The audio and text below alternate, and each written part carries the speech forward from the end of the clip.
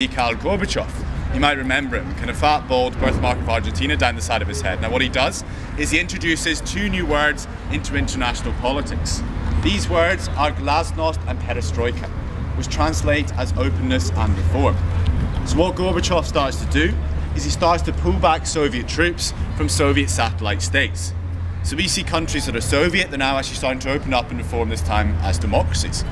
And the first country to reform completely was Hungary. And in May 1989, Hungary opens its borders, creating a hole in the Iron Curtain. So where do you suppose most East Germans decide to go off on their holidays that year? Down to Hungary. They packed up the little trabbies, travelled down to Hungary, across Austria, through to West Germany. The people were sitting in East Germany, in East Berlin, saying, well, why not us? You know, why should we have to go through to West Germany? Why can't we have reforms here as well? Why can't we eventually open the borders of East Germany? So people start meeting to discuss politics, discuss this reform. And these meetings centre in the city of Leipzig, about an hour south of here, at that time behind Berlin, the second biggest city in East Germany. And they meet in churches.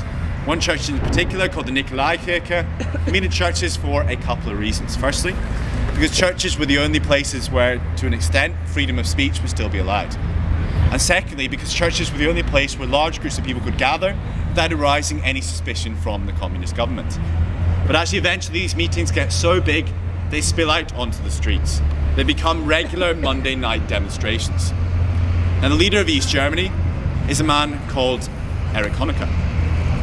And Erich Honecker is a very hardcore, straight down the line, unrepentant communist. Because he famously said back in the summer 1989, I firmly believe the Berlin Wall will still be standing in 100 years' time. It's just 99.5 years out on that one, so not a bad guess. What he does is he hears about these protests, he hears about these demonstrations, and he thinks, okay, I've got to stop people talking about politics altogether, so I need a distraction. So what he decides to do is he decides to throw a massive party for the 40th anniversary of East Germany in October 1989. And to this party, he invites, as the guest speaker, Mikhail Gorbachev. Just kind of forgetting that Gorbachev's policies completely opposed to his own. So it comes to October, the party comes along, thousands of East Germans are either there listening in person or listening out across the radios. Erich Honecker stands up, gives a pretty boring speech, blah, blah, blah, blah, blah, sits down. But then Gorbachev stands up, and he gives a very famous speech in which he says, those who are unaware of the changes that take place in history will be crushed by those changes. Now the people of East Germany are listening to this and they love it. It's exactly what they're waiting to hear. So they start chanting Gorbachev's name. As you start chanting Gorby, Gorby, Gorby, they love him. He's more popular than the Hof, if you can believe it. What happens is the people of East Germany, along with the East German government and Erich Honecker himself, they know the next Monday night protest, next Monday night meeting down in Leipzig is going to be big. I mean, people have been riled up. They now know the reform and change are actually realistically out there on the horizon. So Erich Honecker sends a very clear message to the people of Leipzig out across the radios. He says, stay out of the city centre. Do not leave your homes tonight. We have sent extra blood supplies to all the local hospitals. Now, remembering back in 1953, the last time there was any major uprising in East Germany, Soviet tanks had been called in, over 250 people had been killed on direct orders of the government. The people of Leipzig knew the risks. They knew if they went out to the streets that Monday night, they might never be returning to their homes again. Yet that Monday night, 70,000 people take to the streets of Leipzig. 70,000 people kiss goodbye to their families, their husbands, their wives, their children, and they go out to demonstrate. Now, Erich Honecker knows this is too big for the police to control, so he calls in the army, he calls in the tanks. But this time it's the tanks of the East German army who are rolling into the squares. They roll in and they hear the people chanting. They hear them chanting, Wir sind das Volk. Wir sind das Volk. Wir sind das Volk. We are the people, we are the people, we are the people. Now the army have to make a decision. Do they go with Erich Honecker and their orders, or do they go against them and go with the people of East Germany? And they decide to go with the people.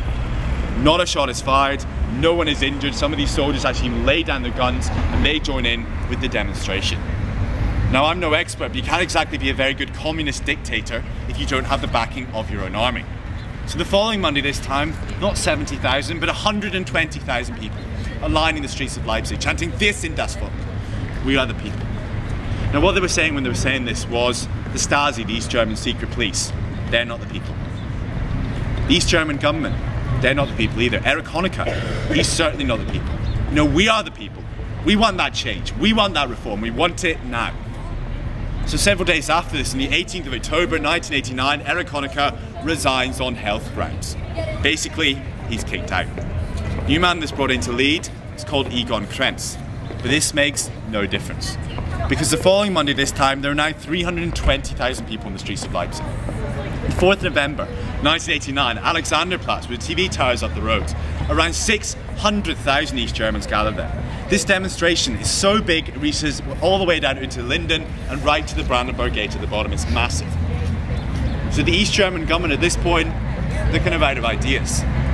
So they hold a meeting to decide exactly what their next step is going to be. And in this meeting they decide on a couple of things. Firstly, they're going to have an international press conference 2 days after this meeting to announce the results of it to the world. Secondly, they're going to have a bit of a party reshuffle. Kick some old members out, bring some new members in. And lastly, they decide they're going to introduce a legal proposal. Legal proposal saying that at some point in the future they might think about opening the borders, they might think about that reform.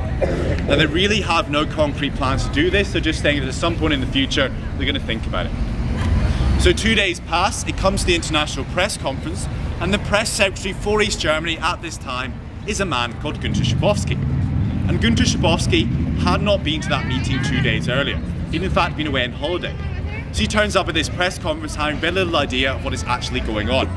So then a secretary runs up to him. Perfect. Thank you. And she says, Mr. Schabowski, here are the minutes from the meeting which you missed. Now Schabowski actually originally tries to hand them back to her. He says, I don't want these. But she says, no. These minutes are very important. You have to take them. You have to read them. So Schabowski reluctantly takes the minutes off her, doesn't read them, folds them up, puts them in his pocket, thinks no more about it, walks into the press conference. Now this could be the most boring press conference the world has ever seen. They're reading off a list of names of all party officials, blah blah blah blah blah, something about tractors, blah blah blah blah blah. Journalists are actually falling asleep. Some of them actually get up and leave, which in hindsight is the biggest mistake of their entire career.